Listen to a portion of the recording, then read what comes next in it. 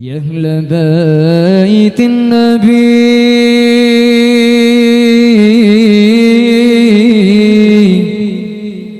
يا أهل الصفا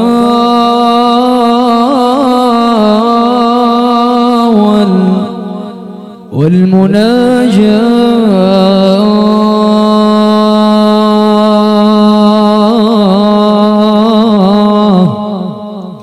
بخوات من حبكم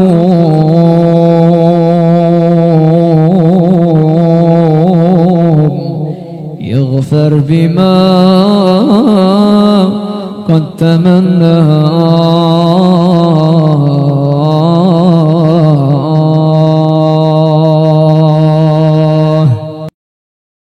Assalamualaikum warahmatullahi wabarakatuh. Waalaikumsalam.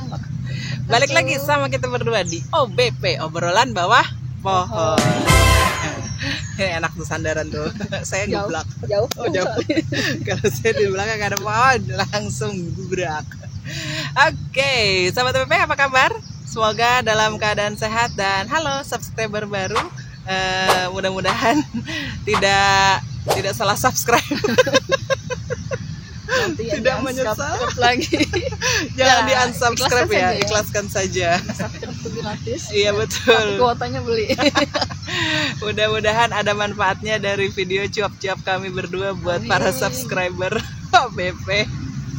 Ya, sahabat, kali ini ngobrolin bukan masalah ya, hal yang terkait sama video yang interaksi dakwah. Nanti cek aja ya, video tentang yang interaksi dakwah Rasul itu. Nah, kali ini mungkin sudah pernah rame pembahasan ini. Sebelumnya ya.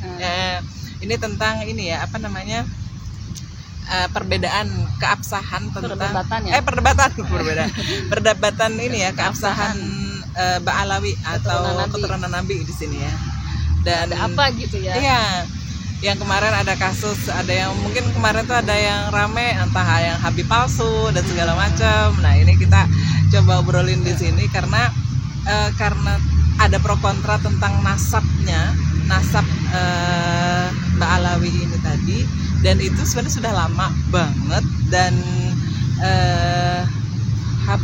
Keberadaan Habib Habib Ba'alawi di sini tuh udah di Nusantara kita ini sudah lama ya. Integral ya. Bagian integral dari sejarah dakwah Islam di Indonesia. Nah, itu dia. Karena itu keturunan Nabi dari Husain ya, Bu ya. Iya, dari Sayyidina Husain. Dari Sayyidina Husain bin Ali bin Abi Thalib, dan itu kurang lebihnya karena memang termasuk bagian dari integral dakwahnya tadi, itu berpengaruh banget sama dakwah yang terjadi di Nusantara kita, di Nusantara di kita gitu loh. Ya, mereka itu ya dikenal bukan dari sisi garis keturunan mereka, bahwa mereka itu dari silsilahnya Rasulullah gitu ya.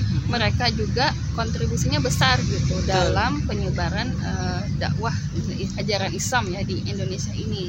Misalnya mereka itu membawa tradisi spiritual seperti zikir gitu, kemudian maulid, kemudian akhlak mulia. Nah, dan itu mengakar kuat ya di dalam masyarakat kita gitu. Nah, itu.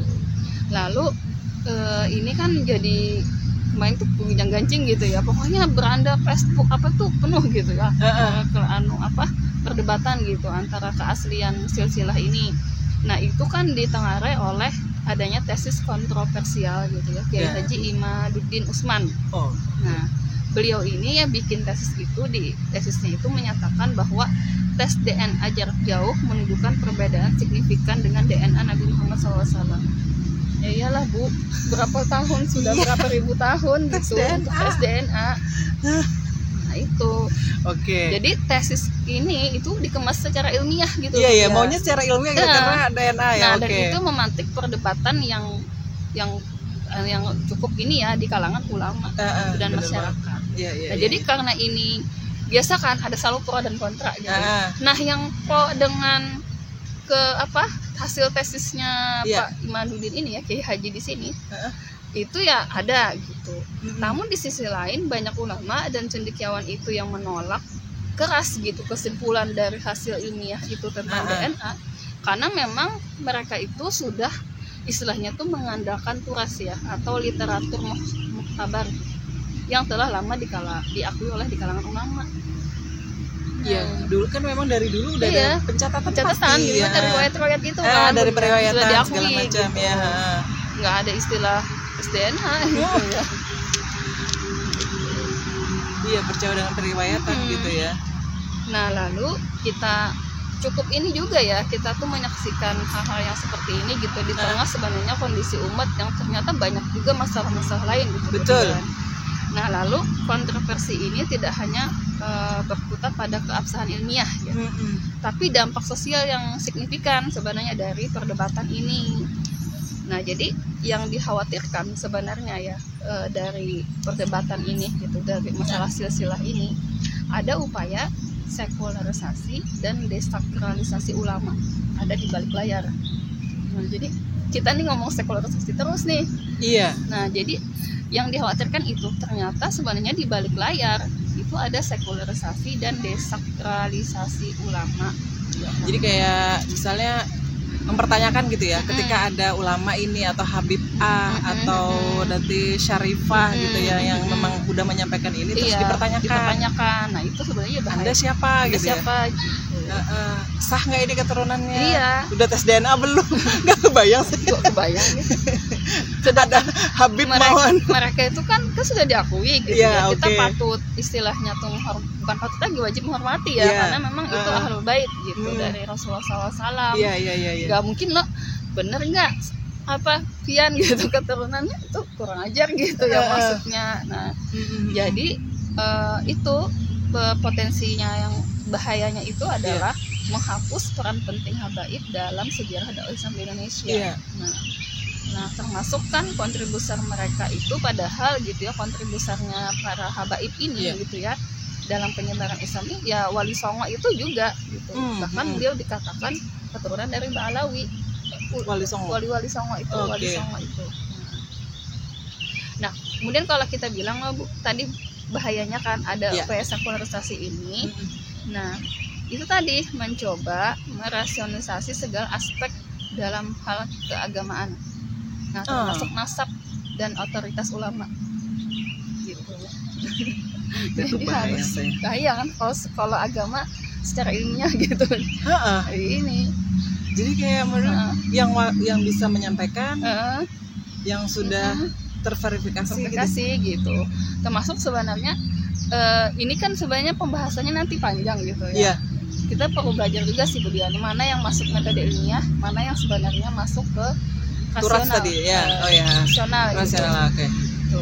Karena kan untuk agama, untuk keimanan, perkara keyakinan ini juga kalau misalnya yang kita ngantus yang lain itu kan nggak mesti harus secara ilmiah gitu ya, surga dan neraka keseram kan nggak bisa gitu.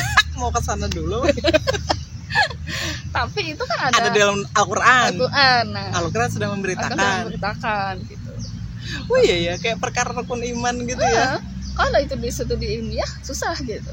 Nah, itu apalagi ini kaitannya dengan istilahnya tuh legitimasi atau otoritas ulama gitu. Sebagai seorang penyampai yang dia adalah dari Habib. Dari Habaib gitu. Dari Habaib. Nggak kebayang. Kayak ditulis. Iya.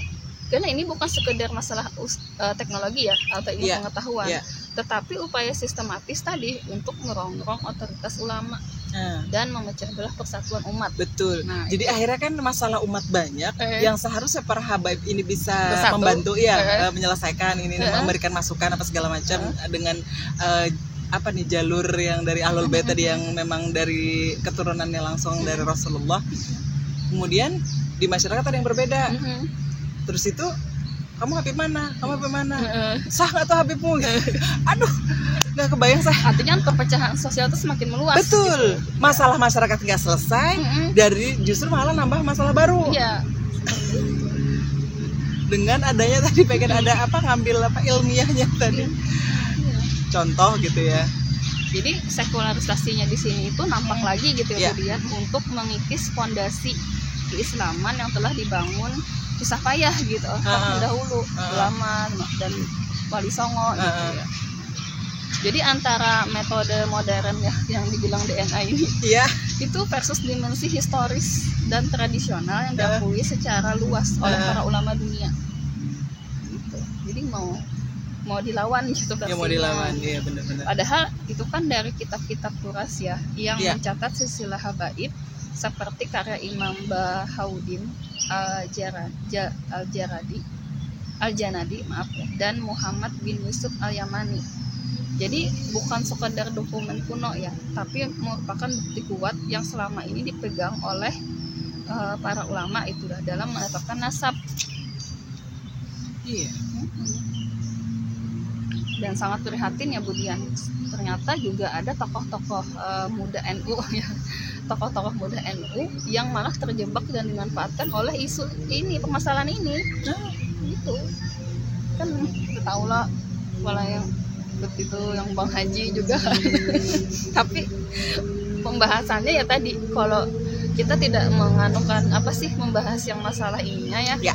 Ribut-ributnya, cuman kita itu ikut prihatin gitu terhadap masalah umat yang kita perhatikan lagi, ternyata di balik ini yang lebih bahaya gitu. Pecahnya persatuan umat dan upaya sekularisasi tadi akibat adanya ribut masalah silsilah habaib segala. Iya kan, kalau masalah silsilah ini kan pengakuan gitu ya.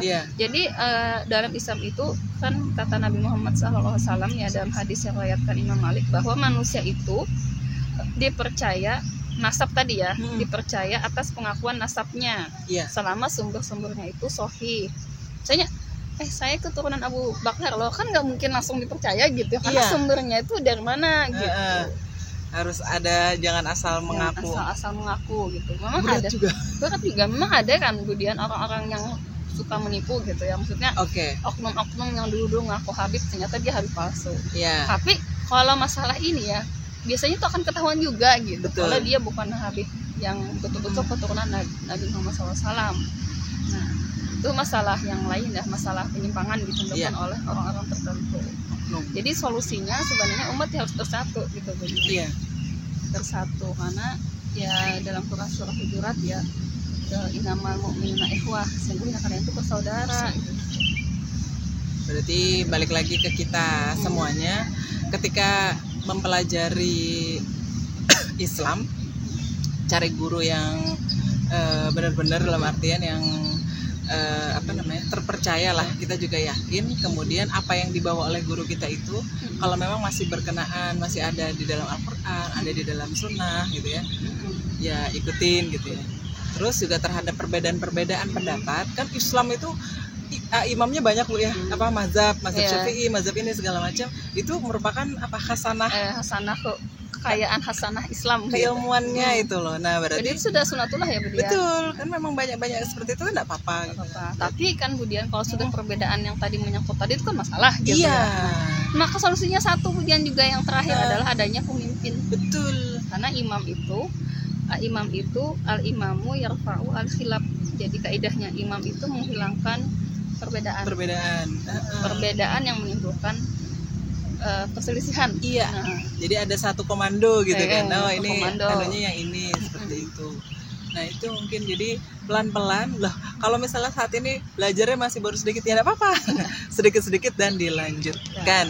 Nah itu sedikit kita bagi tentang polemik itu masih tentang interaksi dakwah. Jadi dakwah tadi dengan segala macam persoalan yang ada dari dulu sampai sekarang juga masih banyak banget persoalan yang akan dihadapi.